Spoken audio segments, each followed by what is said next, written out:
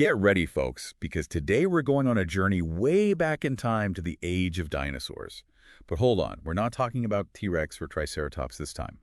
Today's deep dive is all about their incredible flying relatives, the pterosaurs. Ah, yes, the pterosaurs. They're not dinosaurs themselves, right? Exactly. They weren't birds either. They were reptiles, but with wings. Reptiles with wings. Now, that's a mental image. I can already tell this is going to be a good one. So where do we even begin with these creatures? Well, first off, we need to understand where pterosaurs fit into the whole grand scheme of things.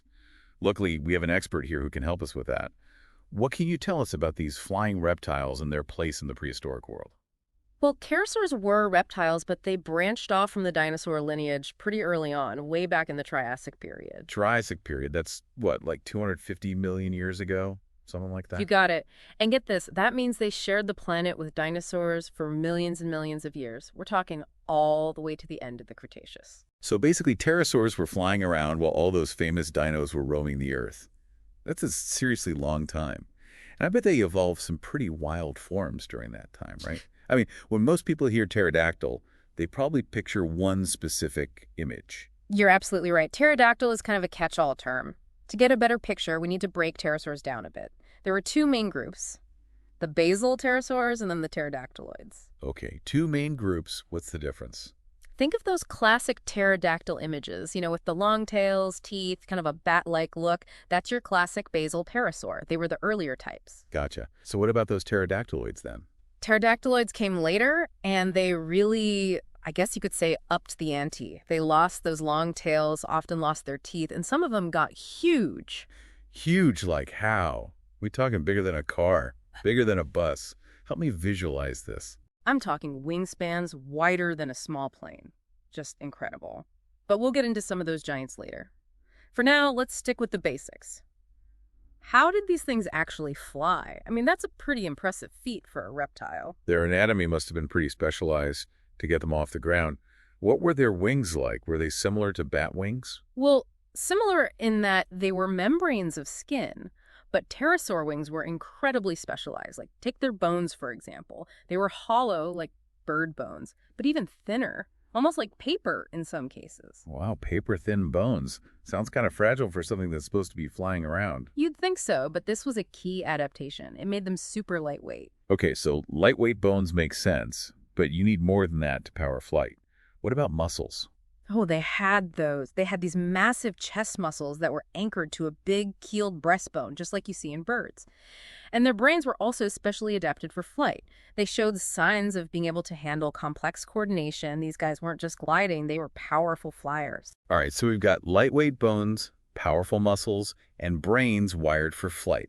That's a pretty good start. But let's go back to those wings for a second.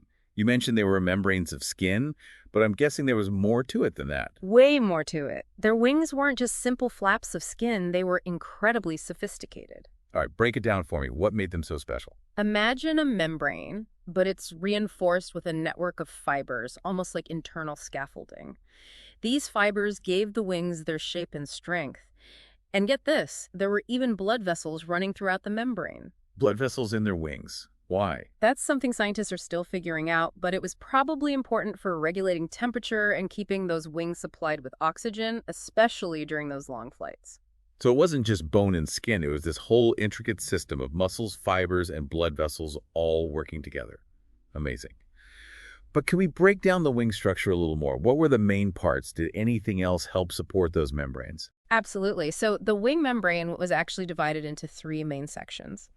At the front, you had the propatagium. It attached between the wrist and the shoulder. Propatagium. Got it. What's next? Then you have the biggest part of the wing, the brachiopatagium. It's stretched from a super long fourth finger all the way back to the hind limbs. Wait a minute. You're telling me one giant finger was essentially holding up the whole wing? Pretty much. And to make things even wilder, some pterosaur groups had a membrane that stretched between their legs, too. And there's this whole debate about whether it connected to their tail as well. Just imagine the control that would have given them in the air. Mind-blowing. That's like 3 times the wing surface of a bat. But with all that wingspan, how did they manage on the ground? Were they clumsy like, I don't know, a goose trying to run? Actually, they were way better at walking than you might think. We know from their fossilized footprints that they had an upright stance, not a sprawling one like lizards. Hold on. Upright stand. So they weren't waddling around. I'm picturing them like strutting around like they own the place. It's definitely a possibility, and some pterosaurs may have even been really agile runners. Some might have even waded or swam, but that's a whole other story for another time. So they could fly, they could walk, maybe even swim. These guys were like the ultimate multitaskers. But let's talk food. What was on the pterosaur menu? Was it all just fish like we see in the movies? Well, their diet was a lot more diverse than you might think. Some were fish eaters, sure, but others were insectivores. They caught bugs on the wing, and some even had a taste for fruit. So like prehistoric fruit bats with a taste for fish? Kind of, and get this, there's even evidence that some pterosaurs actually preyed on other pterosaurs. Talk about a prehistoric food chain. Pterosaur on pterosaur action. Those prehistoric skies must have been wild. But how do we know all this about their diet? Is it just guesswork? Not at all. We can tell a lot from their fossils, especially their skulls. Their skulls and teeth show amazing adaptations for different eating strategies. Makes sense. Different tools for different jobs, even in the prehistoric world. But speaking of adaptations, I've got one more question, and it's a big one. Are you ready for this? Were pterosaurs fluffy? You want to dive into the pycnofiber debate? Now that's where things get really interesting. We've actually found these hair-like filaments called pycnofibers covering some pterosaur fossils, and recent discoveries suggest they might have been very similar to feathers. Hold on. Feathers. Like bird feathers. Are you telling me instead of scales, they might have been covered in fuzz, or maybe even primitive feathers? It's a real possibility. Imagine, instead of those cold, scaly reptiles, we might have had fuzzy or even feathery pterosaurs soaring through the prehistoric skies. It completely changes the picture, doesn't it? That's incredible. This is completely blowing my mind. I don't know about you folks, but I'm already picturing these fluffy pterosaurs. But we've got a lot more ground to cover. Stay tuned, because in the next part, we're going to dive even deeper into the world of pterosaurs, exploring their diversity, those incredible pycnofibers, and so much more. Welcome back, everyone. I'm still trying to wrap my head around the idea of fluffy pterosaurs. It's like someone took our image of these creatures and just completely flipped it on its head. It really is remarkable, isn't it? How one little discovery can totally change our entire perspective. Those pycnofibers really make you rethink everything we thought we knew about what pterosaurs looked like and even felt like. And I bet it raises all sorts of questions about feathers themselves, right? Like, how did feathers even evolve in the first place? Absolutely. Did feathers show up in a common ancestor of both dinosaurs and pterosaurs? It's a puzzle paleontologists are still trying to piece together. But for now, let's get back to pterosaurs themselves. We've talked about their anatomy and those awesome wings, but what about their diversity? Did they all pretty much look alike, or were there different types? Yeah, were they all those huge, gigantic creatures? I mean, when you think of pterosaurs, you think of those massive wingspans, bigger than a car even? Well, some were definitely giants, but there was actually a huge range of pterosaur diversity. Just like birds today, they evolved to fill all sorts of ecological niches, which means we see a vast array of sizes, shapes, and lifestyles, from those soaring giants you mentioned to tiny little insect hunters. Okay, so not all pterosaurs were these massive behemoths. What about some of those smaller ones? What were they like? Well, take Anorognosus, for example. It was probably no bigger than a robin with a wide gape, perfect for catching insects on the fly. Imagine a tiny, fuzzy pterosaur flitting through the forest. See now, that's adorable. Someone needs to make a pterosaur nature documentary, ASP. What other weird and wonderful pterosaurs were out there? Oh, there were so many. Let's see, there was Pterodostro, a filter feeder with thousands of tiny bristle-like teeth. It would strain small creatures from the water, kind of like a flamingo. It's like a prehistoric flamingo. That's pretty cool. Any others? Oh, and then there's Nyctosaurus, with its enormous antler-like head crest. We still don't fully understand the function of that crest, by the way. Antlers on a flying reptile. Now that's just showing off. But seriously, what could those crazy crests have been used for? Were they just for looks? That's a mystery that has stumped paleontologists for years. Some think they were for display, attracting mates or maybe intimidating rivals. Kind of like peacock feathers today. So basically, a prehistoric fashion statement. Maybe. Others think those crests might have helped with stability during flight, acting like a rudder. Or maybe they had a purpose we haven't even thought of yet. So many possibilities.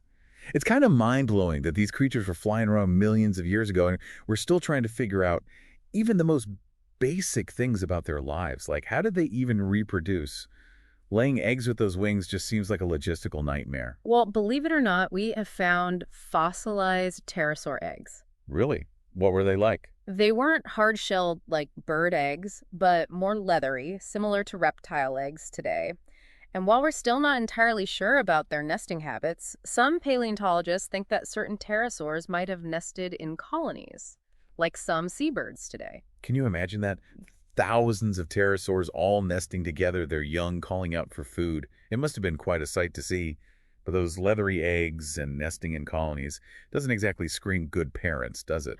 That's a good question. There's evidence that some pterosaur hatchlings were actually able to fly pretty soon after they were born. They had well-developed wings and might have been able to fend for themselves relatively quickly. So maybe not winning any Parent of the Year awards then. More like, here's your wings, kid. Good luck out there. It's definitely possible, but of course, there could have been differences between species. Some might have been more nurturing than others, you know. We're still figuring out their parenting styles. It's amazing how much we're still learning about these creatures. But there's one big question we haven't really tackled yet. What eventually led to the extinction of the pterosaurs? Did they lose out to birds? It's an interesting question, and one that's caused quite a bit of debate. Birds were definitely evolving and diversifying during the Mesozoic, but it doesn't seem like they directly outcompeted pterosaurs. The two groups actually occupied different ecological roles, and there's evidence that pterosaurs continued to thrive alongside birds for millions of years. So if it wasn't birds that pushed them out, what was it? Was it the big meteor that wiped out the dinosaurs? Well, that definitely didn't help. The same asteroid impact that devastated life at the end of the Cretaceous also took out the pterosaurs. It was a catastrophic event, and it changed the Earth's environment so drastically that many species, including pterosaurs, couldn't survive. It's kind of sad to think that these incredible creatures vanished from the skies after millions of years of evolution and adapting. It makes you wonder, though, what else might be out there, buried in the fossil record, just waiting to be discovered. I completely agree. It's a constant journey of discovery, and every fossil, every trackway, every tiny piece of evidence brings us a little bit closer to understanding these amazing creatures and their role in the history of life on Earth. That's the beauty of paleontology, isn't it? It's like piecing together a giant puzzle, and every new discovery gives us a clearer picture of the past. Exactly. It's a reminder that there's always more to learn and that the spirit of exploration is always alive. But we're not done with our pterosaur journey just yet. Stay with us, because in the next part, we're going to explore some of the latest discoveries and the mysteries that still surround these prehistoric flyers. We're back for the final leg of our pterosaur deep dive. It's been quite a journey so far, learning about their anatomy, their flight, even those crazy pycnofibers.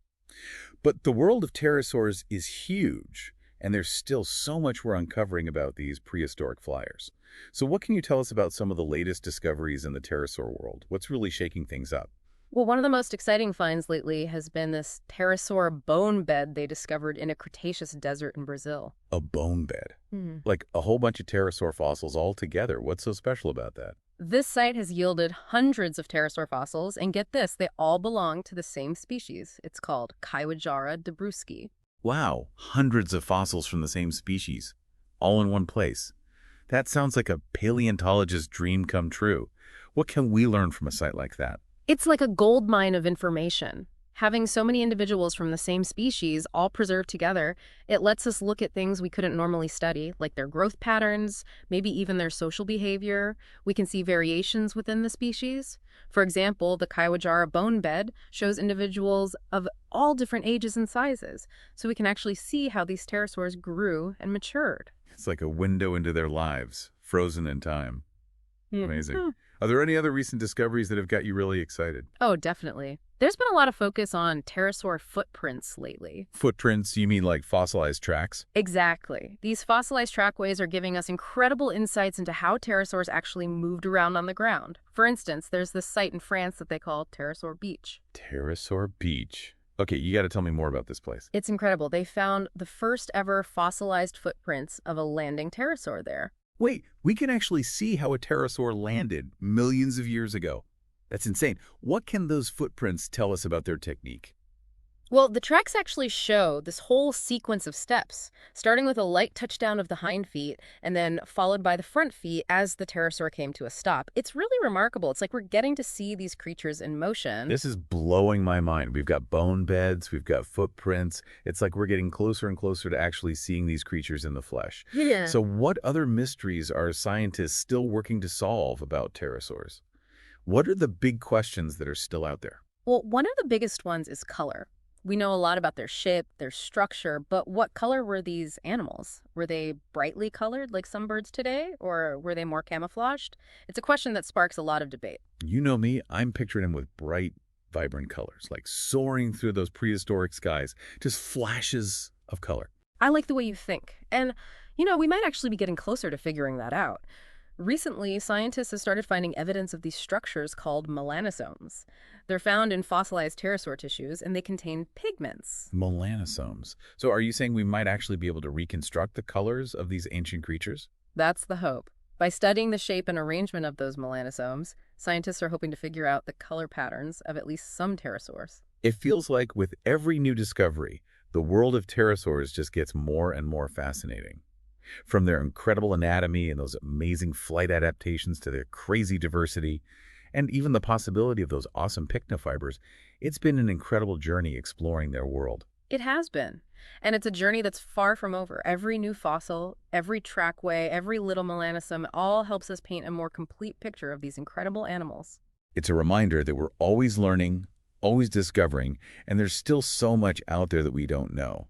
And I think that's pretty exciting. So next time you look up at the sky, try to imagine those magnificent pterosaurs soaring above, their wings catching the wind. They're a symbol of the incredible diversity of life, both past and present, and a reminder to never stop exploring, to never stop wondering about the incredible world around us. Well said. Thank you for joining us on this deep dive into the world of pterosaurs. We hope you enjoyed the ride. Keep looking up, keep exploring, and keep that sense of wonder alive.